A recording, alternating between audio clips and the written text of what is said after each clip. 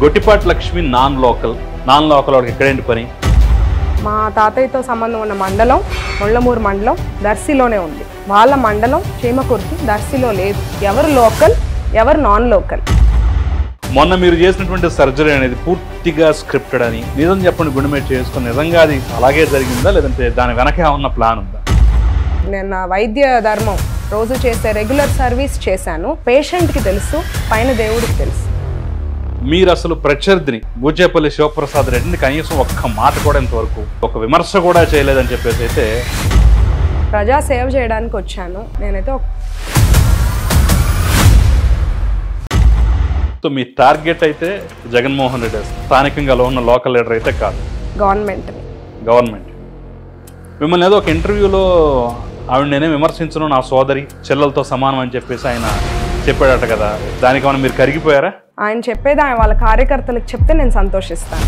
YCP కానివ్వండి, శివప్రసాద్ వర్గం కానివ్వండి, కొన్ని కోట్ల రూపాయలు కుమ్మరించైనా సరే కాపులు మొత్తం మనకెళ్ళి ఏ రకంగా అయినా సరే తిప్పుకోవాలనే ప్రయత్నాలు ఉన్నట్టుగా అయితే కొన్ని విషయాలు తెలుస్తున్నాయి. కాపులు కరెన్సీకి అస్సలు టర్న్ అవ్వరండి. వాళ్ళు ఒక కమిట్మెంట్ ఉన్న వ్యక్తులు. తండ్రి సమానులైన పాపారావు గారు నాకు సపోర్ట్ చేస్తున్నారు. నిన్న నా ర్యాలీకి వంగవీటి రాధా అన్నగారు వచ్చారు. స్టేట్ వైడ్గా పవర్ స్టార్ పవన్ కళ్యాణ్ గారి మద్దతు ఉంది. ప్రస్తుత ఎమ్మెల్యేని కలవటం, దాని వెనక తెర వెనక ఏమైనా జరిగిందా? మేము డైరెక్ట్గా కలిసి. సో ఇక్కడ లోకల్ లీడర్స్ మీ రాకని స్వాగతిస్తున్నారా? పూర్తి స్థాయిలో 100%? అందరి ఎజెండా ఒకటే, వైసీపీ పాలనని దించాలి. మీరు దర్శికి అంటూ స్పెషల్గా పెట్టుకున్నటువంటి ప్రణాళిక? పలానా కాలంలో దర్శిలో పలానా గొట్టిపాటి లక్ష్మి వచ్చాక ఏం అభివృద్ధి చేశారు, వారు ఏ ప్రాబ్లం సాల్వ్ అయింది అని నెక్స్ట్ భావితరాలు చెప్పుకునేలాగా డెవలప్మెంట్ ఉంటుంది.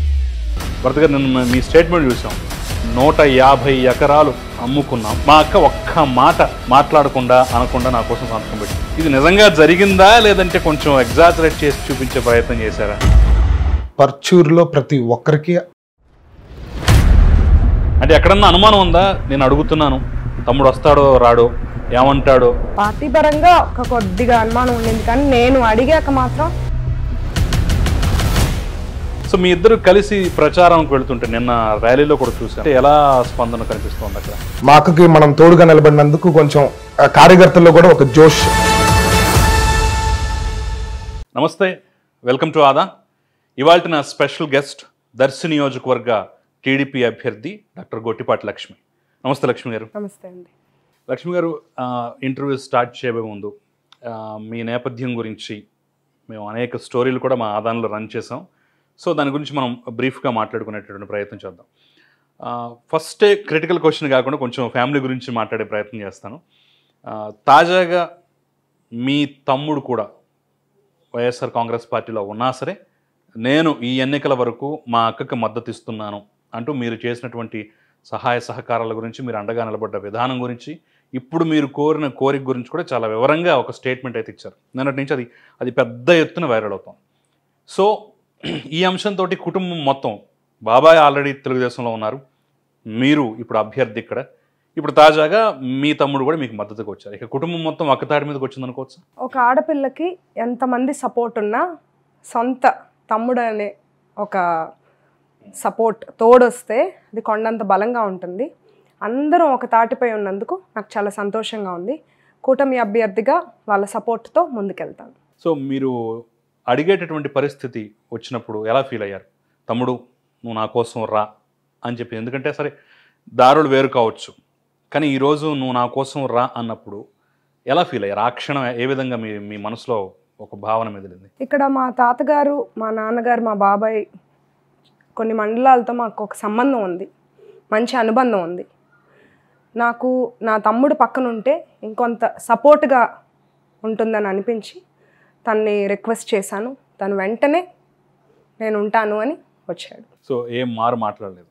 ఏం లేదు. అదేంటి, నా పొలిటికల్ కెరియర్ ఒకవేళ రేపు ఏమవుతుందో అనే ఫీలింగ్ కూడా ఎక్కడ ఎక్స్ప్రెస్ చేయలేదు? తనకి లోపల ఉన్న త్యాగం చేసి నా కోసం నా పక్కన ఉండడానికి వచ్చాడు. సో ఈ కలయిక తర్వాత కూడా కొన్ని విమర్శలు వస్తాయి సహజంగా. ఇప్పుడు నేను ప్రస్తావించినట్లుగానే తమ్ముడికి ఇక్కడ పిలిచి పెద్దపేట వేస్తారన్న నమ్మకమే ఉంది. రేపటి రోజున తెలుగుదేశం పార్టీలో హ్యాపీగా వైఎస్ఆర్ పార్టీలో ఉంటే ఈ రోజు కాదు రేపైనా కొంచెం బాగా ఎదిగేవాడము అనవసరంగా చెడగొట్టిందేమో అక్క అని చెప్పేసి ఇలాంటి విమర్శలు వస్తాయి. రాకపోయినా ప్రత్యర్థులు మీరు రాజకీయాలు ఉన్నట్టు పుట్టిస్తారు. సో వాటిని అన్నింటినీ ఆలోచించుకున్నారా ముందే?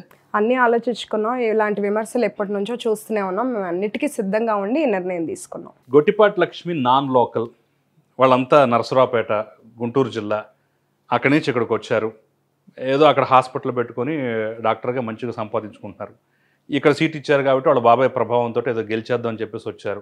నాన్ లోకల్ వాళ్ళకి ఎక్కడేంటి పని అని ఒక ప్రాపగాండా ఆల్రెడీ దర్శలో స్టార్ట్ అయింది. మీరు రాకముందే స్టార్ట్ అయింది అనుకోండి, మీ రాకని గమనించే ఉంటారు వాళ్ళు. సో మరి ఇది మీకు ప్రతిబంధకం కాదా? దాన్ని ఎలా కౌంటర్ చేస్తారు మీరు? ఇది ఇప్పటికీ ఇంకా నా మీద విమర్శించడానికి ఏమీ లేక ఈ లోకల్ నాన్ లోకల్ అనేది నేను ఇక్కడికి దర్శలో అడుగు పెట్టక ముందు నుంచి వాళ్ళు స్టార్ట్ చేశారు. నాన్ లోకల్ అన్నారు, మహిళ చాలా ఈజీగా గెలవచ్చు అన్నారు, ఓనమాలు నేర్చుకుంటుంది అన్నారు. ఎన్ని అన్నా నేను వాటికి ఒక 2 పాయింట్స్ చెప్పదలుచుకుంటున్నాను ఫైనల్గా. ఇంకా అంటే దీని మీద మళ్ళీ విమర్శించరు అంటే పదే పదే ఇదే అడుగుతున్నారు. ఒక్క ఫైనల్ లాస్ట్ సమాధానం చెప్పదలుచుకుంటున్నాను ప్రజలకి, ప్లస్ అడిగే వాళ్ళకి, విమర్శలు సృష్టించే వాళ్ళకి. ఒకటి, బూచేపల్లి గారు జడ్పీ చైర్మన్ గారు అబ్బాయి. నేను ఎక్స్ జడ్పీ చైర్మన్ గారి మనవరాల్ని, కొట్టిపాటి హనుమంతరావు గారి మనవరాల్ని. మా తాతయ్యతో సంబంధం ఉన్న మండలం ముళ్ళమూరు మండలం దర్శిలోనే ఉంది. వాళ్ళ మండలం చీమకుర్తి దర్శిలో లేదు. ఎవరు లోకల్, ఎవరు నాన్ లోకల్? మీ లాజిక్ ప్రకారం చూస్తే మీరు లోకల్, వాళ్ళు నాన్ లోకల్ అన్నట్టే. నేను ప్రకాశం జిల్లా అమ్మాయిని. సెకండ్ థింగ్, నన్ను పదే పదే నన్ను లోకల్ నాన్ లోకల్ అడిగే ముందు వాళ్ళ అధినేతను కూడా అడగమనండి. 80 చోట్ల అటు ఇటు మార్చారు అభ్యర్థుల్ని. వాళ్ళ ఎంపీ గారు ఎక్కడి నుంచి వచ్చారు, ఇవన్నీ ప్రకాశం జిల్లా అభ్యర్థి. అవును, అవన్నీ అడగమని చెప్పండి. ఎంతసేపటికి నా మీద నా నాన్ లోకల్ విమర్శించే ముందు. అండ్ ప్రజాసేవ చేయాలనుకునే వాళ్ళకి అది అసలు ఒక పెద్ద ఇష్యూవే కాదు. ఇది ఇంకా నా ఫైనల్ ఆన్సర్. అంటే మీరు చాలా స్పష్టంగా చెప్పారు, మండలాలతో సహా, నాయకుడితో సహా, నాయకుడి యొక్క తర్వాత తరంతో సహా. సో మరి ఈ సమాధానం చెప్పేటప్పుడు మీరు వినే ఉంటారు కదా పదే పదే. అది విన్నప్పుడు మీరు ఎలా ఫీల్ అయ్యారు? నాన్ లోకల్ అనే ముద్ర వేస్తున్నారు నా మీద అని తెలిసినప్పుడు ఎలా ఫీల్ అయ్యారు మీరు? నేను అది అసలు పట్టించుకోలేదండి. కాకపోతే ఎంతసేపటికి వాళ్ళకి ఎలా కార్యకర్తలు ఉన్నారో మా వాళ్ళకి ఒళ్ళు మండుతుంది. మీరు సమాధానం చెప్పాల్సింది అంటేనే ఫస్ట్ అంతా నేను వదిలేశాను. నేను రాకముందే నాన్ లోకల్ అని నా మీద పోస్టులు పెట్టారు. దానికి మా కార్యకర్తలు సమాధానం చెప్పినా మళ్ళీ నేను విమర్శిస్తున్నానని మళ్ళీ సృష్టించారు. ఇది ఒక కంటిన్యూ అవుతూ ఉంది కాబట్టి నేను చెప్తున్నాను. అండ్ నేను ఒక డాక్టర్గా అన్ని ప్రాంతాలు, అన్ని వర్గాల పేషెంట్స్, కుల మత తేడా లేకుండా, పార్టీలు చూడకుండా, ప్రాంతాలు చూడకుండా ఒకేలాగా ట్రీట్ చేసాం. ప్రజాసేవ అయినా మేము అదే కొనసాగిస్తాం. అభివృద్ధి, రేపు ఎమ్మెల్యేగా గెలిచాక కూడా అభివృద్ధి అయినా ఏ పార్టీ, ఏ వర్గం, ఏ ప్రాంతం ఇవన్నీ చూడం. ప్రజలకి సేవ చేయాలి, అందుకనే వచ్చాను. మీరు పుట్టింది ఎక్కడండి? నేను పుట్టింది చిలకలూరుపేట. ఇక్కడ నుంచి మూలాలు అయితే ఎక్కడి నుంచి? మూలాలు ఇక్కడే, ప్రకాశం జిల్లా అమ్మాయిని నేను. మా తాతగారు నాన్నగారు ప్రకాశం జిల్లాతో సంబంధం ఉంది.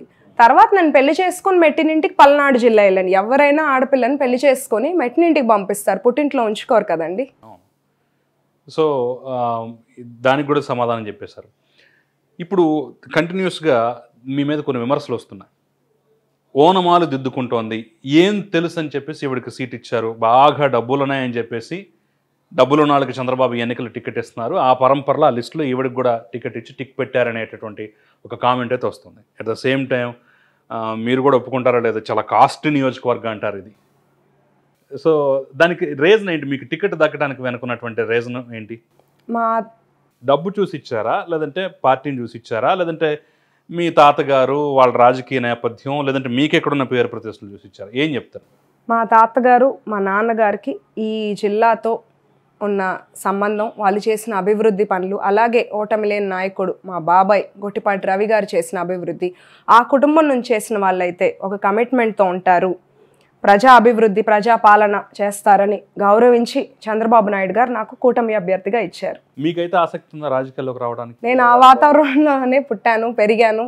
ఎప్పుడు ఇంట్లో అదే డిస్కషన్స్ జరుగుతూ ఉంటాయి. డెఫినెట్గా ఇంట్రెస్ట్ ఉంటుంది. డాక్టర్గా ఉండటం కూడా మీకు కలిసి వచ్చింది అనుకోవచ్చు అంటారా? ఎందుకంటే రకరకాల మనుషులను చూస్తుంటారు, రకరకాల మనస్తత్వాలు, వాళ్ళు అర్థం చేసుకుంటూ వాళ్ళతో కొనసాగుతూ, ఇదేమైనా మీకు హెల్ప్ అయింది అనుకోవచ్చు? డెఫినెట్గా హెల్ప్ అవుతుంది. బికాజ్ మేము రోజు నేను అట్లీస్ట్ ఒక 50 to 70 ఓపీ చూస్తుంటాను. చాలామందికి వాళ్ళ పేషెంట్ పరంగా వాళ్ళ ప్రాబ్లమ్సే కాకుండా కొంతమంది వాళ్ళ పర్సనల్గా కానీ వాళ్ళ ఫ్యామిలీ సిట్యువేషన్స్, వాళ్ళ ఆర్థిక పరిస్థితులు అన్నీ డిస్కస్ చేస్తారు.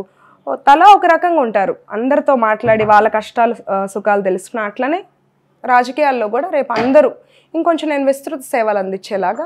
లక్ష్మి గారు, మీరు డాక్టర్గా మీరు అనేక మంది పేషెంట్లు చూస్తారన్నారు కాబట్టి ఇప్పుడు దాని మీద నేను ఈ మధ్య తిరుగుతున్నప్పుడు కానీ లేదంటే నా దృష్టికి ఒక అంశం వచ్చింది. మీరు దాని మీద నేను ఒక స్టోరీ కూడా చేశాను, అయినా సరే ఈ ప్రశ్న అడగాల్సి వస్తుంది.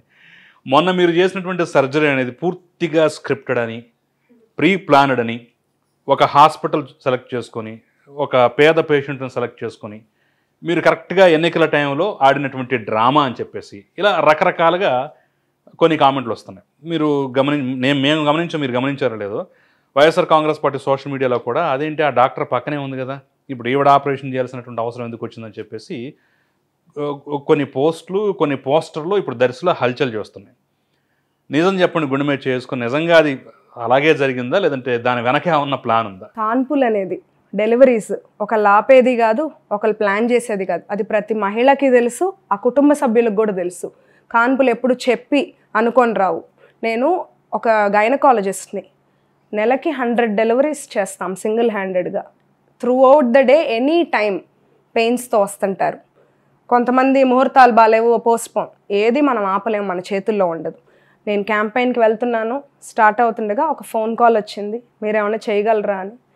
నేను నా వృత్తి ధర్మం రొటీన్గా చేసే పనిని వెళ్ళి చేశాను. మనస్ఫూర్తిగా చాలా హ్యాపీగా ఫీల్ అయినా, అది ప్రౌడ్గా కూడా లేదు, బికాజ్ అది నా డైలీ చేసే రొటీన్ థింగ్. అది మీడియా వల్ల హైలైట్ అయింది, అంతేగాని అదొక గర్వమైన పని అదేం చేయలేదు. నేను నా వైద్య ధర్మం రోజు చేసే రెగ్యులర్ సర్వీస్ చేశాను. ఇంకొకటి, పేషెంట్కి తెలుసు, పైన దేవుడికి తెలుసు. నేను ఎవ్వరికీ సమాధానం చెప్పుకునే అవసరం లేదు. ఎక్కడో ఉన్న బీహార్ ఛానల్లో కూడా వచ్చిందని నాకు మెసేజెస్ పంపించారు. ఓకే, బీహార్ ఛానల్లో కూడా కవర్ చేశారు, ఛానల్ వచ్చిందని మొన్న. ఇంకొకటి, పేషెంట్స్ నాకు 2-3 డేస్ తర్వాత తెలిసింది వాళ్ళు వైసీపీ వాళ్ళని. ప్లాన్ ఎవరు వైసీపీ వాళ్ళు చేసిన సర్జరీ చేసిన ఓకే ఓకే ఒకవేళ స్క్రిప్టెడ్ ప్లాన్ నెట్ వాళ్ళు ఒప్పుకుంటారా అండి? ఓకే. అండ్ అక్కడ ఉన్న డాక్టర్ ఆ రోజు అప్పుడు అవైలబుల్ లేరు.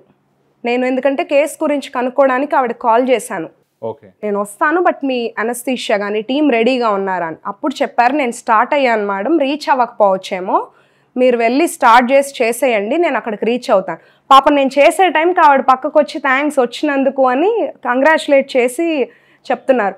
అది కూడా వాళ్ళు ఒక రాజకీయం చేశారు. మేము పేషెంట్ ప్రాబ్లం చూస్తాం, ప్రాంతం, కులం, పార్టీలు చూడం. రేపు అభివృద్ధి అయినా ఎమ్మెల్యేగా గెలిచాక అలానే చేస్తాను. సో మీరు చెప్తున్నారు, చాలా అద్భుతమైన పాయింట్ అది. కాన్పులు కానివ్వండి, ఇలాంటివి డెలివరీస్ కానివ్వండి చెప్పి రావు అంటున్నారు. సో మీరు నిజాయితీగా చేసినా సరే రాజకీయాల్లో ఉన్నారు కాబట్టి మరి ఎంత బురద తీసుకొచ్చి మీద వేస్తున్నప్పుడు అక్కడ మీకు ఏమైనా బాధ అనిపిస్తుందా? నేను పట్టించుకోనండి, బికాస్ నిజమేంటో నాకు తెలుసు, పేషెంట్కి తెలుసు, నేను మళ్ళీ చెప్తున్నాను దేవుడికి తెలుసు. ఒకరికి సమాధానం చెప్పుకోవాల్సిన అవసరం లేదు. వాళ్ళు అంతటి ప్రజాదరణ చూసి ఓచుకోలేక ఏదో ఒక తప్పుడు ప్రచారం చేస్తూ ఉంటారు. మీ తాతగారు కానివ్వండి, ఆ తర్వాత మీ నాన్నగారు కానీ రాజకీయ నేపథ్యంలో దర్శి ప్రాంతంలో ఇన్ని ఇబ్బందులు ఉన్నాయి, ఇన్ని కష్టాలు ఉన్నాయి అనేటువంటి అంశం మీకు తెలుస్తుంది కదా. సో ఏ పార్టీ వచ్చినా, ఏ రాజకీయ పార్టీ అధికారంలోకి వచ్చినా సరే ఎందుకు ఈ ప్రాంతం ఇంకా ఎలా వెనకబడిపోయింది అంటారు? అంటే వాళ్ళు పరిపాలించినా మీ హయాంలో అయినా సరే, మీరే చెప్తున్నారు, ఇక్కడ ఎవరో కామెంట్ కూడా చేశారు, ఈ రోడ్ల మీద కనుక ఒక పేషెంట్ వెళితే ఎక్కడే డెలివరీ అయిపోద్ది అని చెప్పి సార్ రాష్ట్ర వ్యాప్తంగా రోడ్ల పరిస్థితి అలాగే ఉందనుకోండి, కానీ వైద్య సదుపాయాలకు కూడా నోచుకోకుండా దర్శి ఎందుకు ఇలా మిగిలిపోయింది? దర్శి చాలా వెనకబడిపోయి ఉందండి. కానీ గతంలో దర్శి అభివృద్ధి చెందింది తెలుగుదేశం పార్టీ హయాంలోనే. 2000 కోట్లతో నియోజకవర్గంలో అభివృద్ధి చేశారు. అది పేద ప్రజలకు ఇల్లు అవ్వనివ్వండి, సీసీ రోడ్లు, డబల్ రోడ్లు, ఇంకా నీటి సమస్యలకి సాగునీటి సమస్యల పథకాలు, ఇవన్నీ తెలుగుదేశం పార్టీ హయాంలో జరిగాయి. అదే కాకుండా కురిచేడులో గురుకుల పాఠశాల, దర్శిలో పల్లెవనం పార్క్, పశువుల ఆసుపత్రి భవనం, ట్రెజరీ బిల్డింగ్, ఇవన్నీ నిర్మించారు. రేపు మన కూటమి ప్రభుత్వం వస్తుంది, డెఫినెట్గా దర్శిలో గెలుస్తున్నాం, ఇదే అభివృద్ధిని కొనసాగిస్తాం. మీరు ఒక మహిళగా, ఒక డాక్టర్గా ఇప్పుడు ఎన్నికల ప్రచారం తిరుగుతున్నప్పుడు మహిళలు మీ దగ్గరికి వస్తుంటారు కదా, వచ్చినప్పుడు వాళ్ళు చెప్పేటువంటి ప్రధాన సమస్య ఏంటి? వాళ్ళు ఏం కావాలని కోరుకుంటున్నారు? ఇక్కడ బాగా బర్నింగ్ ఇష్యూ చాలా తీవ్రంగా ఉన్న ప్రాబ్లం తాగునీరు. ఓకే. ఎవ్వరు ఎక్కడ చూసినా తాగునీరు ఒకటి బాగా ప్రాబ్లమాటిక్గా ఉంది.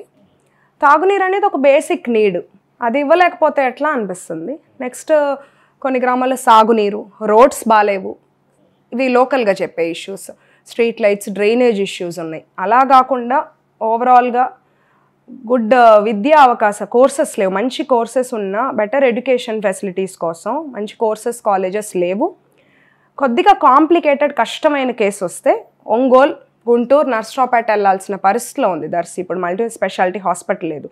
అందుకనే నేను దర్శి ప్రజల కోసం ఇక్కడే హాస్పిటల్ కడతాను. 100 బెడెడ్ హాస్పిటల్ కట్టి పేద మధ్య తరగతి వాళ్ళకి వైద్య సేవ అందిస్తాను.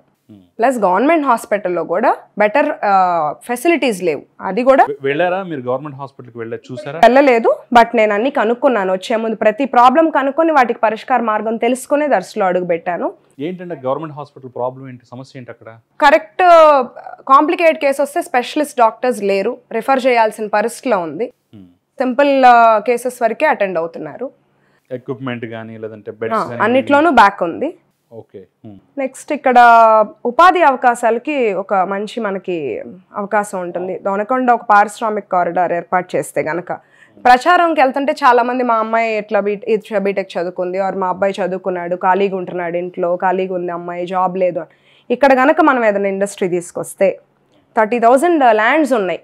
స్కిల్డ్, సెమీ స్కిల్డ్, అన్స్కిల్డ్ నిరుద్యోగ యువత ఉన్నారు. అసలు ఎక్కడ ఏ నియోజకవర్గంలో లేనంత యువత ఇక్కడ ఉన్నారు. వాళ్ళకి వాళ్ళ సొంత గడ్డ మీద ఉపాధి అవకాశాలు కల్పించు. ఈ పరంపరలో మీ ప్రచారం కానీ ఇవన్నీ జరుగుతున్నటువంటి క్రమంలో మీరు అసలు ప్రత్యర్థిని బూచేపల్లి శివప్రసాద్ రెడ్డిని కనీసం ఒక్క మాట కూడా ఇంతవరకు అతని గురించి మాట్లాడలేదు, ఒక విమర్శ కూడా చేయలేదని చెప్పేసి అయితే మీ వాడు చెప్తున్నారు, వాళ్ళు చెప్తున్నారు.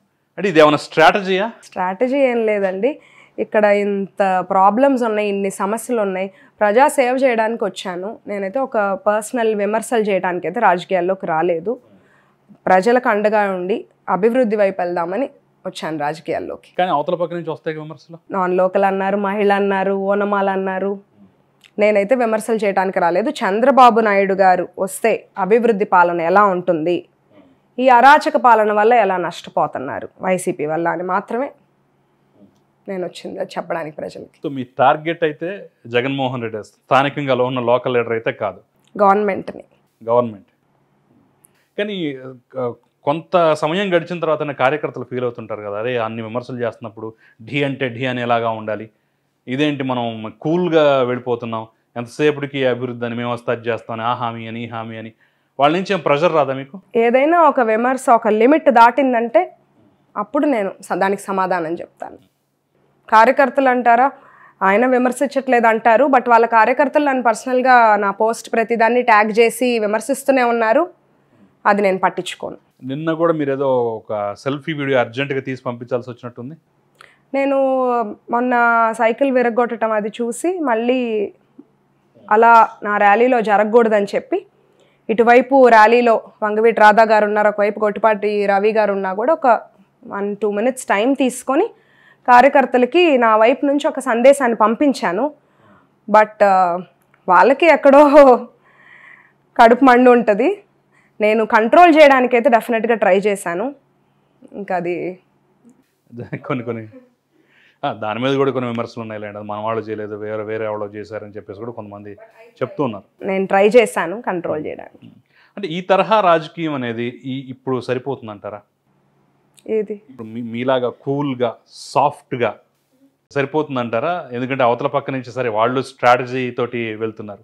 మిమ్మల్ని ఏదో ఒక ఇంటర్వ్యూలో ఆవిడ నేనే విమర్శించను, నా సోదరి చెల్లెలతో సమానం అని చెప్పేసి ఆయన చెప్పాడట కదా, దానికి ఏమైనా మీరు కరిగిపోయారా? ఆయన సోదరి అన్నారు, ఓకే. అలాగే వాళ్ళ కార్యకర్తలకు కూడా చెప్తే ఒప్పుకుంటానండి.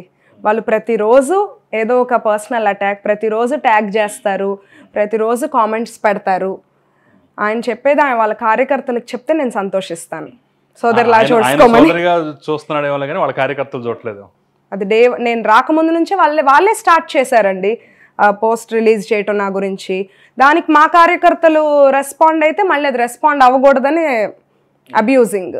ఇప్పుడు మెయిన్ అంశం ఏంటంటే ఇక్కడ ఈ నియోజకవర్గంలో కాపు ఓటింగ్ చాలా అధికంగా ఉంది.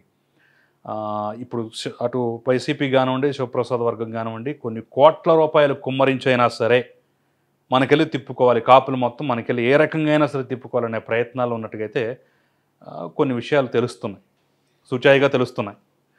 సో మరి దాన్ని తట్టుకోగలరా మీరు? అంటే మీరు కాపులు డబ్బులకి ఇదవుతారనా? కాపులు కరెన్సీకి అస్సలు టర్న్ అవ్వరండి. వాళ్ళు ఒక కమిట్మెంట్ ఉన్న వ్యక్తులు. ఎప్పటి నుండో తెలుగుదేశం పార్టీకి వాళ్ళు అండగా ఉన్నారు. తండ్రి సమానులైన పాపారావు గారు నాకు సపోర్ట్ చేస్తున్నారు. నిన్న నా ర్యాలీకి వంగవీటి రాధా అన్నగారు వచ్చారు, చెల్లెలకి మద్దతు ఇస్తున్నానని. స్టేట్ వైడ్గా పవర్ స్టార్ పవన్ కళ్యాణ్ గారి మద్దతు ఉంది. వాళ్ళు ఎప్పుడూ మాకు అండగా ఉంటారు. సో లొంగ తీసుకునే ప్రయత్నం వాళ్ళు చేసినా కానీ సాగదన్నమాట. అంతేకాదు, మీరు డే 1 ఒక మాస్టర్ స్ట్రోక్ ఇచ్చారని చెప్పేసి కూడా ప్రముఖంగా చెప్పుకుంటున్నారు. ప్రస్తుత ఎమ్మెల్యేని కలవటం, ఆయన కూడా మీకు పాజిటివ్గా రెస్పాండ్ అవ్వటం, మీకు మద్దతు ఇవ్వటం. సో మరి ఆ దృశ్యం చూడటానికైతే మాకు సరే ఆయన మీకు వెళ్ళి వస్తున్నారు, ఆయన వర్గం కూడా మీకు వెళ్ళి వచ్చేటువంటి పరిస్థితులు కనిపిస్తున్నాయి అనిపిస్తుంది. కానివ్వండి, దాని వెనక తెర వెనక ఏమైనా జరిగిందా? ఎలా మేనేజ్ చేయగలిగారు? ఏం లేదండి, మేము డైరెక్ట్గా కలిసి మద్దతు కోరాము. వాళ్ళు ఒక టీం మాట్లాడుకొని సానుకూలంగా స్పందించారు. రేపు ఎన్నికల్లో కూడా మీకు సహకారం అందిస్తారా? ఇస్తారు. సో ఇక్కడ లోకల్ లీడర్స్ మీ రాకని స్వాగతిస్తున్నారా పూర్తి స్థాయిలో 100%? అందరూ పూర్తి మద్దతు ఇస్తున్నారు. తెలుగుదేశం, జనసేన, బీజేపీ కార్యకర్తలు, నాయకులు పూర్తి మద్దతు ఇస్తున్నారు. అందరూ ఒక ఏకాభిప్రాయంతో అందరి ఎజెండా ఒకటే, వైసీపీ పాలనని దించాలి. మీరు దర్శికి అంటూ స్పెషల్గా పెట్టుకున్నటువంటి ప్రణాళిక ఏంటి? మీరేమనుకుంటున్నారు? నేను వస్తే ఇది చేస్తానని చెప్పడానికి ఏదైనా మెయిన్ పాయింట్స్ ఉన్నాయి, ముఖ్యమైనటువంటి అంశాలు ఉన్నాయి? ఇప్పుడు నేను మీకు ఇందాక చెప్పిన ప్రాబ్లమ్స్ అన్నిట్లోనూ బాగా తీవ్రంగా ఉన్న తాగునీరు. రేపు కూటమి ప్రభుత్వం అధికారంలోకి వచ్చిన వెంటనే ప్రతి ఇంటికి కుళాయి పంపు ఏర్పాటు చేసి తాగునీటి సమస్యకి ఎన్ని సంవత్సరాలుగానో ఎన్నాళ్ళుగానో పట్టి పీడిస్తున్న డ్రింకింగ్ వాటర్ ఇష్యూని ఒక శాశ్వతంగా నిర్మూలించడానికి కృషి చేస్తాము. పలానా కాలంలో దర్శిలో పలానా గొట్టిపాటి లక్ష్మి వచ్చాక ఏం అభివృద్ధి చేశారు, వారు ఏ ప్రాబ్లం సాల్వ్ అయింది అని నెక్స్ట్ భావితరాలు చెప్పుకునేలాగా డెవలప్మెంట్ ఉంటుంది. సో మీరు మెయిన్గా పెట్టుకుంది అయితే తాగునీటి. మీరు చెప్తున్నారు ఇంతకుముందు ఇక్కడ ఇండస్ట్రియల్ పార్క్ తీసుకురావడానికి ప్రయత్నం చేస్తున్నారని చెప్పేసి. సో దానికి ఏమన్నా ఆలోచనలు ఉన్నాయా? చంద్రబాబు గారి నాయకత్వం, ఎన్డీఏ ప్రభుత్వం సహాయక సహకారాలతో ఒక మంచి ఇండస్ట్రీని తీసుకొస్తే బెటర్ ఉపాధి అవకాశాలు ఉంటాయి. మా పార్టీ కూటమి ప్రభుత్వం చంద్రబాబు నాయుడు గారి నాయకత్వంలో వచ్చే సూపర్ 6 పథకాలను ఇక్కడ అమలు చేస్తే ఎన్నో సమస్యలు తీరిపోతాయి. మహిళలకు నెలకు 1500 రూపాయలు, మహిళా పక్షపాతి, మహిళలకు సపోర్ట్ ఇచ్చే నాయకుడు అందిస్తున్నాం ఈ స్కీమ్లో.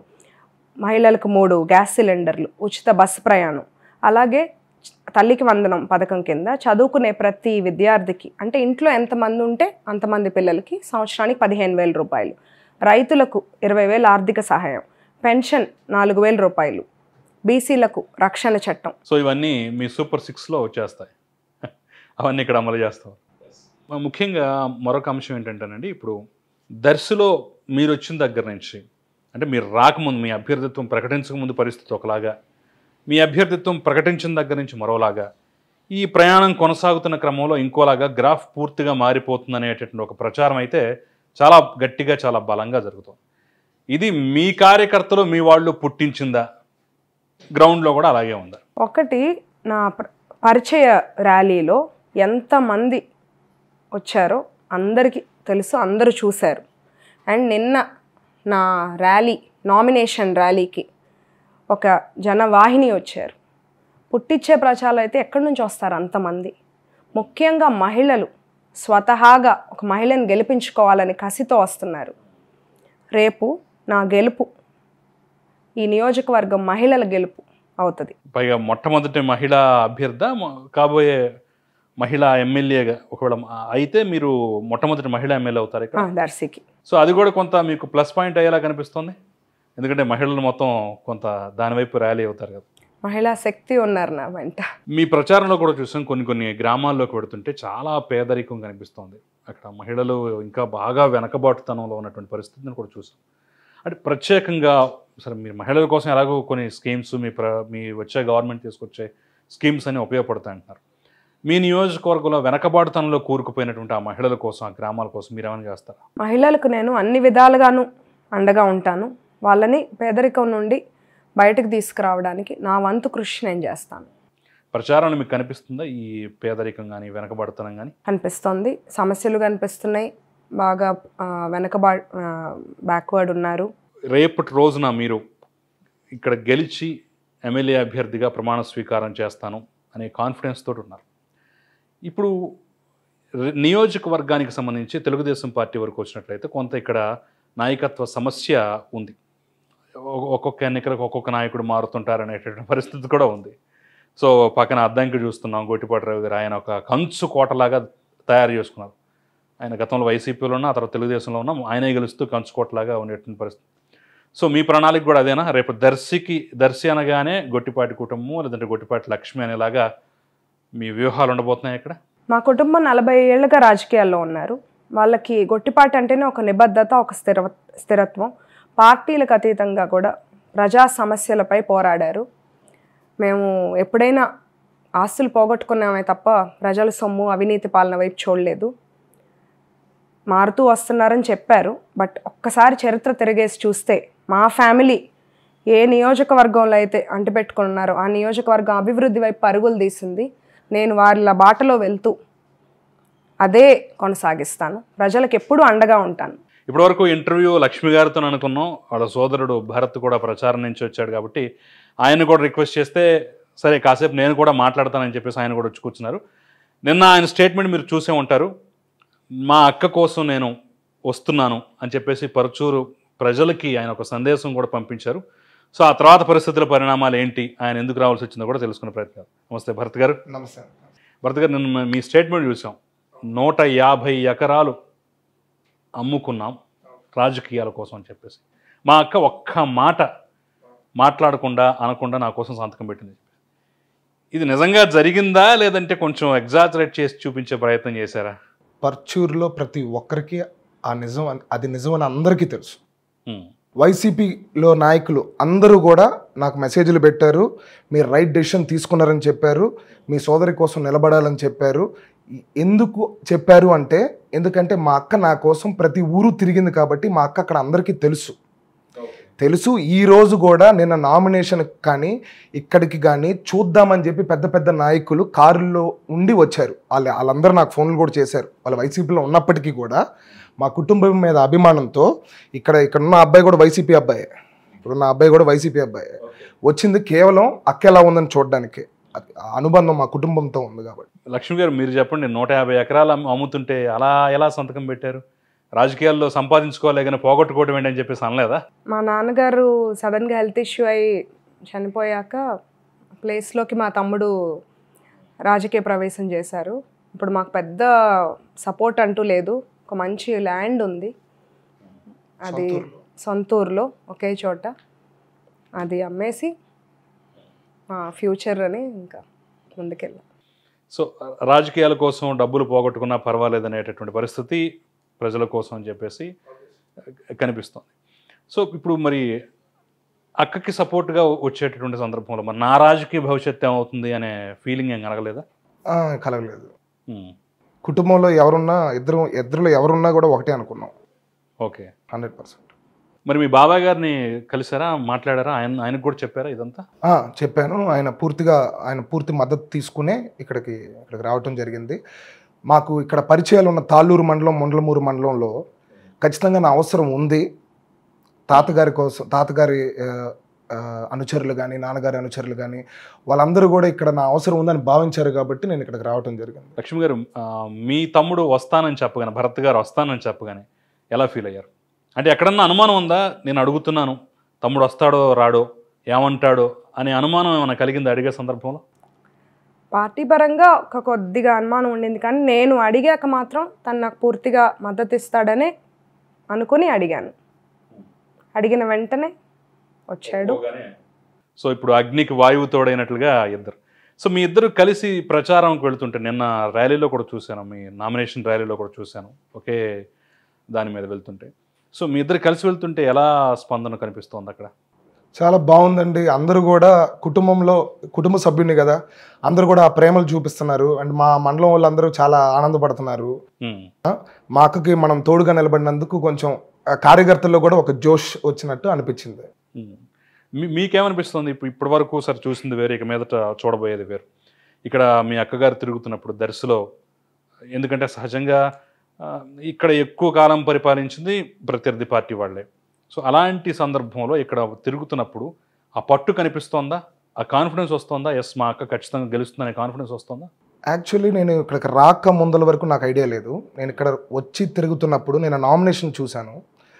నేను ఇప్పటి వరకు నేను ఎన్నో నామినేషన్లు చూశాను. నా చరిత్రలో నేను ఎప్పుడు చూడనంత జనం వచ్చారు. నేను ఆశ్చర్యంలోనేను.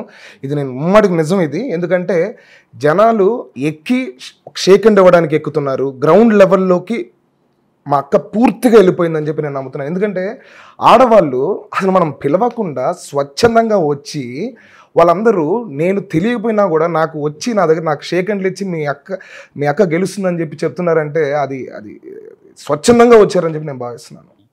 సో మీ ప్రకటన తర్వాత మీ కార్యకర్తలందరూ అర్థం చేసుకున్నారా? పూర్తి 100% అర్థం చేసుకున్నాను. మీకోసం పనిచేసిన వాళ్ళు ఇప్పుడు అక్కడి నుంచి వచ్చి ఇప్పుడు మీ అక్క కోసం పనిచేస్తారా? 100%. అసలు ఇక్కడ నిజంగా చెప్పాలంటే బయట నుంచి వచ్చి పనిచేయాల్సినంత అవసరం ఇక్కడ లేదు. ఎందుకంటే ఇక్కడ నాయకులందరూ కూడా మమ్మల్ని ఓన్ చేసుకొని ప్రతి ఊర్లో ఓన్ చేసుకొని పనిచేస్తున్నారు. నిజంగా బయట వాళ్ళు ఇక్కడికి వచ్చి పనిచేయాల్సినంత అవసరం లేదు. మేము దర్శి ప్రజలతోనే పని చేయించుకుంటాం. కానీ ఒక మద్దతుగా కనీసం వాళ్ళకి తెలిసిన వాళ్ళకి వాళ్ళు మేము చెప్పకుండా కూడా ఫోన్ చేసి చెప్తున్నారు.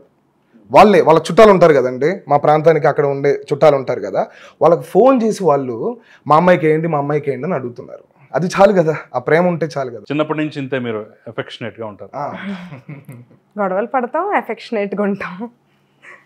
సిబ్లింగ్స్ అంతే కదా. ఇక్కడ నేను తప్పు చేసినా తనే సారీ చెప్పిద్ది సహజంగా. సో మీ ఫ్యామిలీ అంటే మీ అమ్మగారికి నాన్నగారికి మీ ఇద్దరే బిడ్డలు. కుటుంబ పరంగా కూడా చాలా అద్భుతమైన మీ టాటూలు చూస్తుంటే తెలుస్తుంది. మీ నాన్నగారు పేరండి? అవును, ఏంటి ఆ టాటూ వెనుకున్న కథ ఏంటి? ఫస్ట్ నేను వేయించుకున్నానండి. ఫస్ట్ మీరు వేయించుకున్నారు? నేను వేయించుకొని 9 years అవుతుంది. నన్ను చూస్తాను.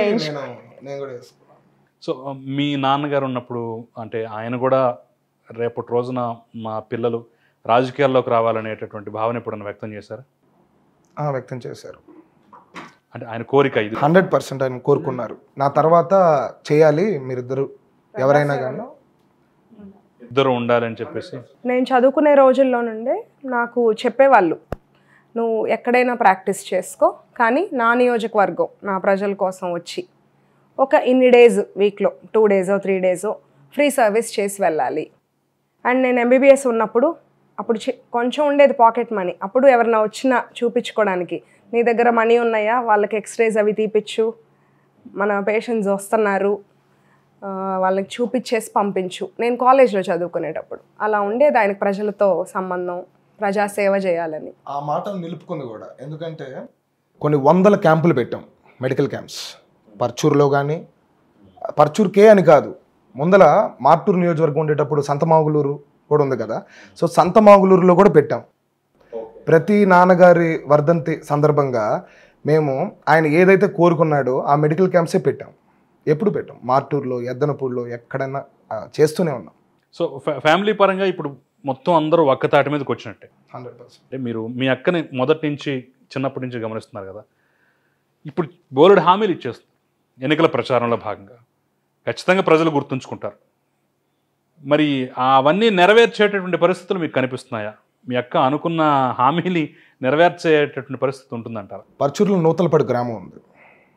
ఆ నూతలపాడు గ్రామంలో నేను ఒక హామీ ఇచ్చాను, చర్చికి పూర్తి సహాయం చేస్తానని చెప్పి. దాని తర్వాత నేను ఓడిపోయిన తర్వాత నేను చాలా ఇబ్బందుల్లో ఉన్నాను. ఇబ్బందులో ఉన్న సమయంలో వాళ్ళకి ఇచ్చిన హామీ 2 లక్షలు ఇస్తానని చెప్పి అది మా అక్కే నాకు ఇచ్చింది, ఇవ్వమని చెప్పి. ఇది ఒకటే ఆన్సర్. సో బావగారితో కూడా ఇబ్బంది లేదనమాట ఈ లెక్కన, ఎందుకంటే ఆర్థికపరమైన అంశాలు వస్తాయి. నో ఎప్పుడు లేదు. సో ఆయన కూడా కష్టపడి తిరుగుతున్నారు కదా, ఆయనకు కూడా మంచి రెస్పాన్స్ అయితే వస్తుంది. లలిత్ గారికి కూడా ఆయనతో ఎలా ఉంటుందంటారు? అంటే నేను రాజకీయాల్లోకి వస్తున్నాను, రావాలి, పోటీ చేస్తున్నానని చెప్పినప్పుడు సహజంగా సరే వాళ్ళది కొంచెం రాజకీయ నేపథ్యం ఉందనుకోండి, ఆయన ఎలా ఫీల్ అయ్యారు? మా ఫ్యామిలీ మెట్టినింట కూడా పాలిటిక్స్లో చాలా యాక్టివ్గా ఉన్నారు. కోడెల శివప్రసాద్ గారితో మా మామయ్య గారు చాలా ఇయర్స్ ప్రయాణం. అలాగే పొలిటికల్లీ మేము చాలా సర్వీస్ చేశారు. మా మామయ్య గారు, మా హస్బెండ్. అక్కడ మేము నర్సరావుపేటలో 1 ఇయర్ అన్నా క్యాంటీన్ నడిపాము. చాలా మెడికల్ క్యాంప్స్ ఆర్గనైజ్ చేసాం. తోపుడు బండ్లు ఇలా ఎప్పుడూ ప్రజలకు అందుబాటులో ఉన్నాం. వారి పూర్తి సపోర్ట్ నాకుంది. వారు నా బ్యాక్ బోన్, మై హస్బెండ్. బావగారి సపోర్ట్ మీకు ఉందా గట్టిగా? ఆయన చాలా కమిటెడ్గా ఉన్నాడు. నిజంగా దర్శి మీద చాలా కమిటెడ్గా ఒక అడిగేసే దగ్గర 10 అడుగులు వేస్తున్నారు. I'm very confident. మరి మొత్తానికి రాజకీయ దిగ్గజం, రాజకీయ దురంధరుడు మీ బాబాయ్ గారు గొట్టిపాటి రవి గారు సలహాలు సూచనలు ఇస్తున్నారా? ఆబ్వియస్లీ కదండి, మా నాన్న తర్వాత ఆయనే కదా మాకు అండగా ఉంది. 100% అది చేస్తున్నారు. ఆయన ఫస్ట్ మేము అంటే టికెట్ కోసం ట్రై చేస్తున్నప్పుడు కానీ వచ్చిన తర్వాత కానీ ఆయనే ఉన్నారు. ఆయన పూర్తి సపోర్ట్తో మాకు టికెట్ వచ్చింది. ఆయన పూర్తి సహకారం మాకు ఉంది ఇక్కడ. అలాగే మేము శక్తికి మించి కష్టపడి పనిచేస్తున్నాం. ఆయనకు కూడా అంచనా ఉందా ఈ నియోజకవర్గం మీద, ఇక్కడ ప్రజల మీద, పరిస్థితుల మీద? డెఫినెట్గా ఉంది. రైట్, ఫైనల్గా మీ గోల్ ఏంటి ప్రస్తుతం? People and development. ఓకే, అక్క గారికి సహకారం అంతేనా? అంతే. మీ పెళ్లి గురించి చెప్పండి. ఏంటి మీది పెద్దలు కుదిర్చిన సంబంధమా లేదంటే ప్రేమ వివాహమా? మాది లవ్ మ్యారేజ్ అండి. మేము కలిసి చదువుకున్నాం. అది ఆ ఆన్సర్ చెప్తున్నప్పుడు మీ తమ్ముడు ఎందుకు నవ్వుతున్నారు? అంటే తన అప్పుడు విలనండి దానిలో. ఓహో, ఆయనకి ఇష్టం లేదా? అంటే ఎవరైనా ఇంట్లో చదువుకునే టైంలో ఇదేంటి లవ్ అంటారు. బట్ తర్వాత ఇద్దరు ఫ్యామిలీస్ ఒప్పుకొని. ఓకే, అంటే లలిత్ గారు కూడా డాక్టరే? ఇద్దరం కలిసి చదువుకున్నాం MBBS. ఓకే, ఏం మరి మీరు ఎందుకు విలన్గా మారారు? అంటే ఎనీ బ్రదర్ వాళ్ళ సిస్టర్ లవ్ చేస్తున్నట్టు ఒప్పుకోడు కదా అప్పుడు. ఓకే, మరి మీ మనసు ఎప్పుడు గెలుచుకున్నారు మీ బావగారు? ఏం లేదండి, వాళ్ళు ఓకే అన్న తర్వాత నేను ఓకే అన్న, అంటే దట్స్ ఇట్. థ్యాంక్ యూ అండి లక్ష్మీ గారు. Thank you. థ్యాంక్స్.